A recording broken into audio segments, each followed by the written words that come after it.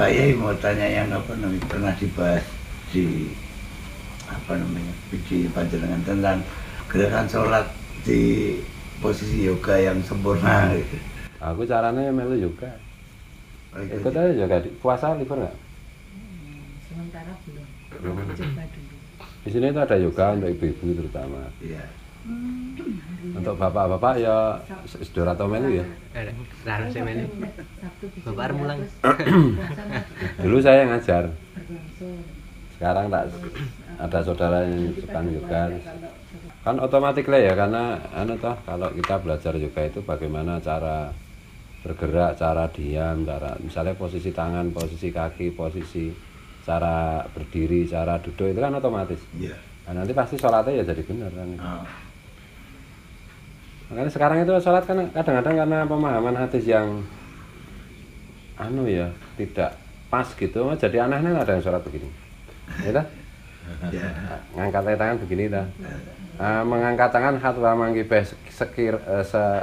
kira-kira sebau. Ya. Atau dalam hadis lain ini di bawah telinga. Ya. Terus jadi digaku pokoknya harus sebau. Bukan kira-kira ini namanya. Ya. Terus hadis yang ini yang di bawah telinga gimana pengamalannya kan itu. Ya, ya. Ada yang juga ekstrim itu. Anunya harus iya karena ya. Di bawah telinga lah kan itu. Dan itu kalau menurut ilmu menari itu kan tidak estetik kayak gitu. Ya. Kalau menurut ilmu yoga itu pasti keliru. Terus juga bisa kurus ya kalau yoga itu ya? Bisa. Iya, Ya jelas saya tidak boleh bagus sih. Tapi nggak ada sih yogawan yang kok lemu itu nggak ada. Nggak ada yang kecil-kecil yang sebenarnya. Berarti kan bisa kurus. Nah iya. Nah, om jalan kopi tekan-tekan. Tapi itu kan pakai pemanasan mbak tadi ya. Iya, terus juga udah terlatih kan ya. Udah biasa. Pemanasan alon-alon sidik-sidik, tahu-tahu terus itu kan istilahnya wis atraksi tau ya, gaya lho radan. Performan ya. Ya ta wis performan to. Ya intinya jane yoga itu yang ilmu ngolet gitu loh. kayak Pergerakan-pergerakan ya. Iya. itu kayak hewan-hewan. Ya ngolet hewan kayak kucing ngolet itu. Iya. Dulu yang pakai metode yang belajar ilmu yoga ini Tebu Ireng zamannya Pak Yusuf Hasim. Oh. Itu dulu ngundang Ragil Suwana Pragolopati itu untuk ngajari yoga semua ustadz, semua santri. Itu Iya. Cuman beberapa kali ya. pasar yoga Indonesia ya. Iya. Sampai sekarang itu kayaknya masih di sana itu salat menurut ilmu yoga. Ada gurunya berarti. Tapi ya yang penting ki salat. Ya. Ora salat ya ora apa-apa. Istilah ya ora salat. Nek sholawat Nabi itu perlu, ya, karena Gusti Allah ya bersolawat Nabi ya gitu. Iki ya humor loh. Mbak mau dikira wah iki kok kiye kok ngajari ra salat. Ngajari ra salat ning karo nglirik aku.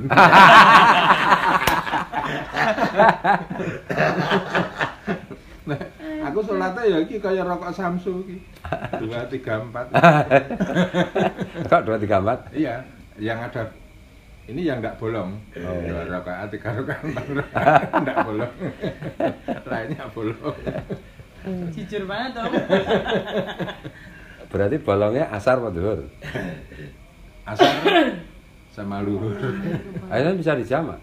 Kalau yang menyerupai Bisa dijamak. Kalau jamak itu kan kalau Imam Syafi'i kan ada sebab ya, bepergian jauh lebih dari 80 kilo bahkan boleh diringkas, diruksoh.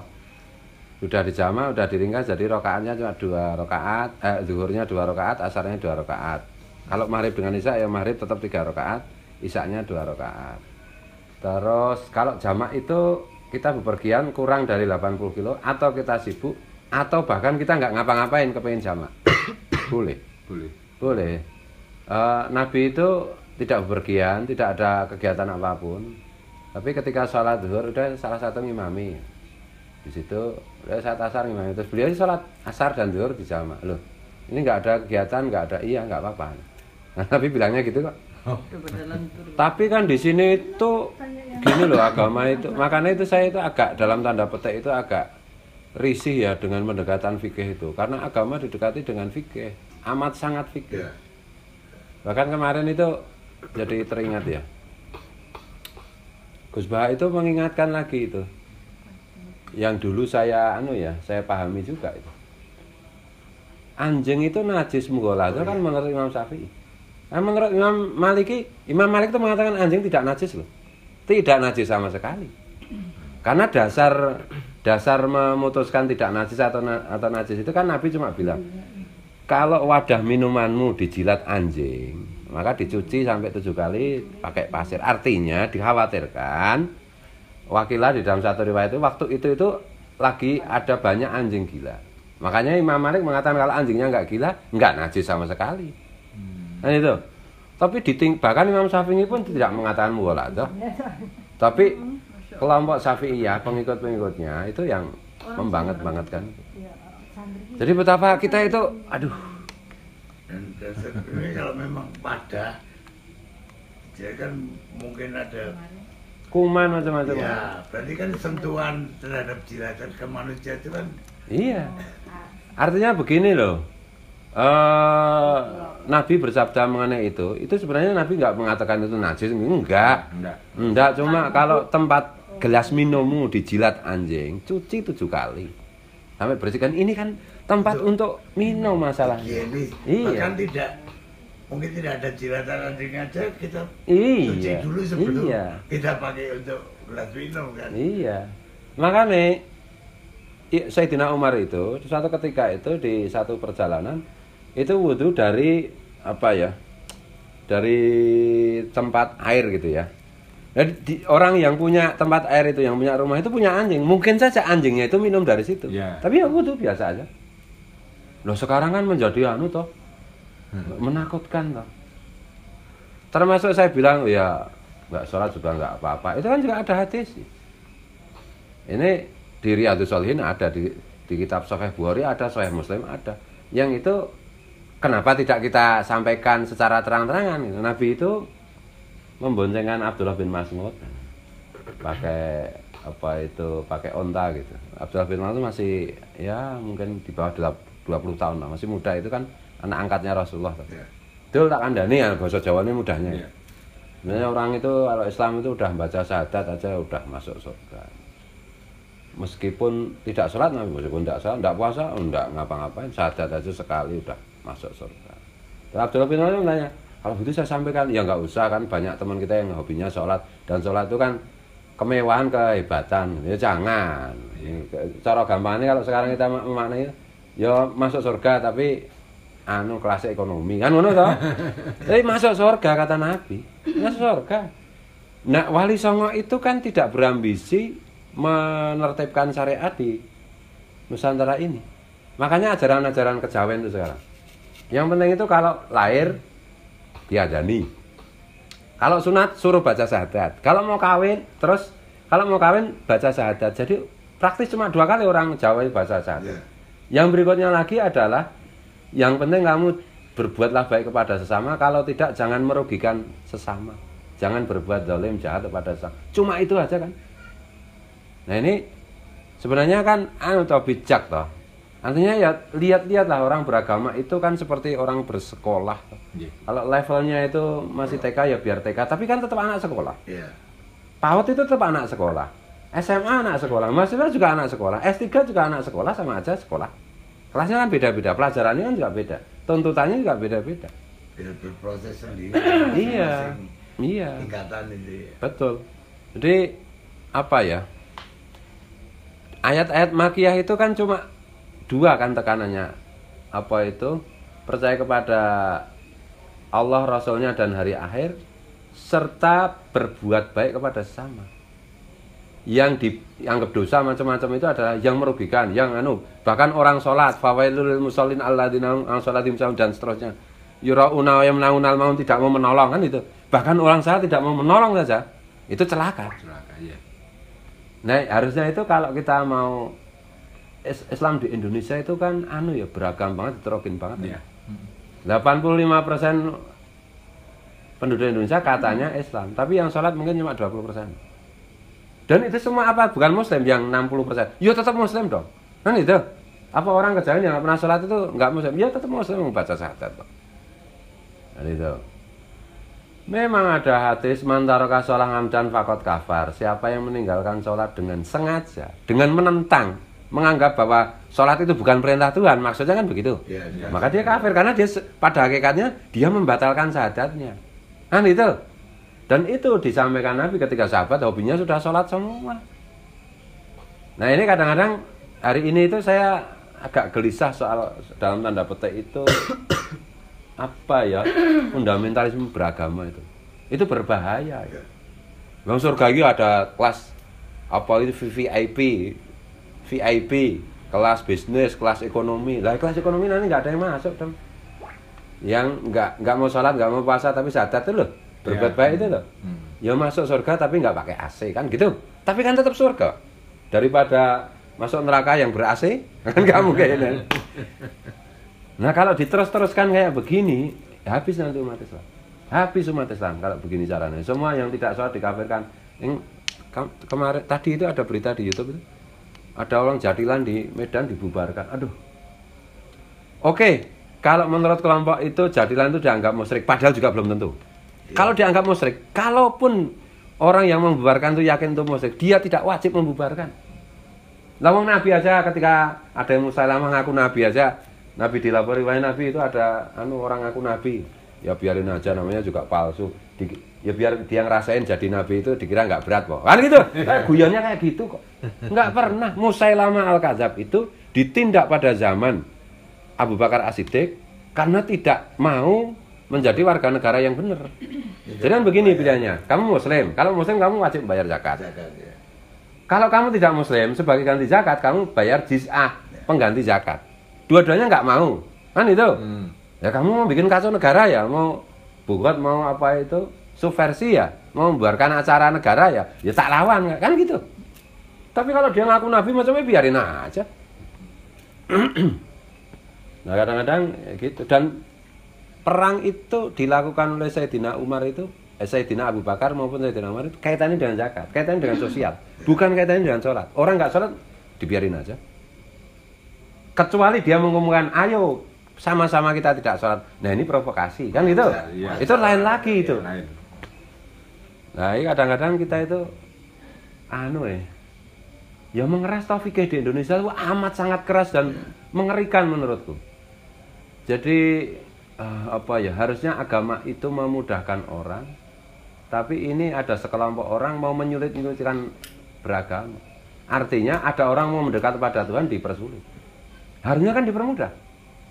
Yuridullahu bikumul yusra wala yuridu bikumul usra kan. Tuhan itu dalam kalian beragama itu menghendaki kemudahan untuk kalian yang mudah-mudah aja lah. Karena Tuhan tidak pernah menghendaki kalian itu yang sulit-sulit. Beragama itu yang mudah-mudah aja. Sesuai levelnya itu. Ya. Makanya di sini itu ya Mbak, kalau ada tamu itu nggak pernah saya nyuruh sholat. Saya misalnya mau sholat ya teman-teman ya, seniman apa-apa, musik atau enggak pernah saya suruh. Paling kalau saya bilang, kemana Pak Ki? Sholat. Aku mau ikut. Biasanya kamu nggak sholat, nggak usah ikut. Nanti malah malaikat kaget. Saya bilang gitu. Yang biasanya sholat mau ikut silahkan. Biasanya sholat mau libur silahkan. Yang biasanya tidak sholat nggak usah aleman. Rumah malaikat kaget ranya peti ganjaranku kan itu. Saya guyon gitu. Tapi ikut sholat juga boleh. Juga nggak apa-apa. Yang penting kalau saya sholat, kalian jangan rame-rame dong. Ganggu saya kan gitu. Semua orang berdoa itu dilindungi oleh Islam. Baru ada orang kita ganggu, dosa kok. Nah ini sekarang gereja dilempari batu gimana sih? Udah ketemu akal ya? Iya itu. Ada orang-orang Ethiopia itu mana nih? Ethiopia ini zaman dulu sebutannya apa? Negara Ethiopia zaman dulu itu sebutannya apa? Itu ya. Itu kan mengunjungi Rasulullah. Apa benar itu Nabi macam-macam. Kemudian dialog dengan Rasulullah di masjid. Kemudian hari Minggu, wahai belum ngaku Rasul sih, wahai Muhammad, kami itu kalau Minggu mau berdoa, bolehkah masjid Madinah, masjid ini kami pakai untuk berdoa? Iya silahkan. Gitu loh. Masjid Madinah pernah dipakai. Ya nggak apa-apa. Nabi melarang orang mengganggu orang yang sedang beribadah apapun agamanya. Gitu loh. Yang dilawan oleh Islam itu adalah memaksakan kehendak, apapun kehendaknya kalau mau dipaksakan harus dilawan. Mau ateis sekalipun silahkan, tapi jangan kamu memaksa orang untuk ateis. Kan memang gitu. Ya di Madinah banyak orang ateis biasa aja. Nah ini kadang-kadang sekarang itu ada sekelompok umat Islam ya yang memaksakan kehendak. Ini musyrik harus dibasmi loh. Musyrik kan menurut kamu. Yeah. Menurut dia enggak ya enggak toh. Iya. Ya biarin aja kan. Orang yang beriman itu mereka akan mengambil hukum dari Allah dan Rasulnya. Kan itu. Dan mereka tidak akan mengambil hukum dari yang lainnya. Kan itu. Artinya orang beriman itu ya misalnya ini kemusyrikan. Ya yang penting saya tidak melakukan. Perkara orang lain melakukan urusan dia. Karena la ikraha fiddin. Kan itu. Tidak ada paksaan dalam beragama. Loh sekarang memaksa itu gimana? Dan mengkafir-kafirkan kan Nah, iya. bukan haknya manusia untuk Betul. Lawang dari orang Indonesia itu dulu, orang Nusantara itu dulu yang suku asli. Kalau sekarang udah hampir nggak ada sih suku aslinya. Pasti kecampur-campur Habib, kecampur-campur Syarifah, kecampur kan gitu. Kemarin sudah saya bilang ya. Itu dulu kan dalam tanda petik itu belum Muslim. Kemudian diislamkan oleh Wali Songo secara masif. Loh kok sekarang mau dikafirkan lagi itu gimana? Karena nggak sholat kamu kafir, karena nggak ini, lah gila kan itu. Terus sekedar beda pandangan pikir aja dikafir. Iya. Bagi saya itu keislaman itu adalah melindungi apapun yang dilakukan orang sepanjang orang itu tidak memaksakan kehendaknya. Kan itu. Kalau saya begitu. Jadi kewajiban orang Islam untuk menjaga semuanya. Islam tidak pernah melarang ateisme. Karena Al-Ghazali mengatakan teisme itu hanya bermakna ketika ada pembandingnya yaitu ateisme. Apa hebatnya ateisme kalau nggak ada ateisme? Dan itu adalah fitrah, adalah naluri, bukan fitrah ya, fitrahnya orang itu kan benar. Adalah naluri manusia untuk melakukan teis atau ateis. Beragama macam-macam itu naluri. Dan bukankah Al-Quran sendiri menjamin walladzina jahadu fina lanahdiyannahum subulana. Orang yang sungguh-sungguh mencari jalanku kata Allah, dia akan menemukan banyak jalan menujuku. Maka saya bilang begini, persoalannya itu bukan Islam atau Kristen atau bahkan Yahudi atau bahkan Hindu Buddha, enggak. Persoalannya serius enggak? Islam yang serius akan ketemu Tuhannya, akan ma'rifatullah. Hindu yang serius akan ketemu Tuhannya, akan ketemu Allah. Gitu loh. Ya. Akan Islam. Dan Nabi kan juga mengkonfirmasi 1000 orang Islam, naudzubillah min dzalik, satu di antaranya mati sebagai orang kafir karena kelakuannya. Tetapi ada 1000 orang kafir, satu di antaranya mati sebagai orang Islam, dan aku sendiri yang mengislamkan sebelum dia meninggal. Karena baiknya, karena kesungguh-sungguhannya. Nah hari ini orang Islam juga nggak serius, Kristen juga nggak serius, Hindu nggak serius, sama-sama nggak serius aja kok berdebat soal agama gitu loh. Nah itu tuh, ya pertentangan gitu. Kuat-kuatan itu kan hawa nafsu namanya. Nah gitu loh. Ya repot kalau kita pendekatannya itu semata-mata. Karena fikih itu ya beragam sekali. Anjing aja ada Imam Malik tidak mengatakan tidak najis, Imam Syafi'i mengatakan najis. Pada level pengikutnya Imam Syafi'i menjadi mughaladzah. Pada level berikutnya menjadi membunuh anjing. Gila kan? Apa salahnya anjing? Anjing juga ada yang masuk surga, anjingnya Ashabul Kahfi. Ada pelacur itu masuk surga gara-gara hanya ngasih minum anjing. Kan itu tuh. Anjing pakai sepatunya dia. Iya. Loh, kok anjing nggak apa-apa kok di kuyo-kuyo gitu, buat disate sekalian. Masalahnya sekarang kalau nyiwa aja udah kepabangan kok. Iya. Loh padahal sahabat Nabi kebanyakan melihara anjing. Iya. Itu fakta. Bahkan anjing itu dalam Al-Quran itu para sahabat itu kalau berburu pasti pakai anjing. Maka saya berani bilang banyak sahabat Nabi melihara anjing karena mereka kalau berburu pakai anjing yang dilatih. Sampai ada hukum hewan buruan yang sudah digigit anjing, nah, itu untuk si anjing saja. Tapi kalau cuma dilumpuhkan anjing, dibunuh sama anjing, itu untuk kamu. Kan aneh kan? Di Al-Quran ada.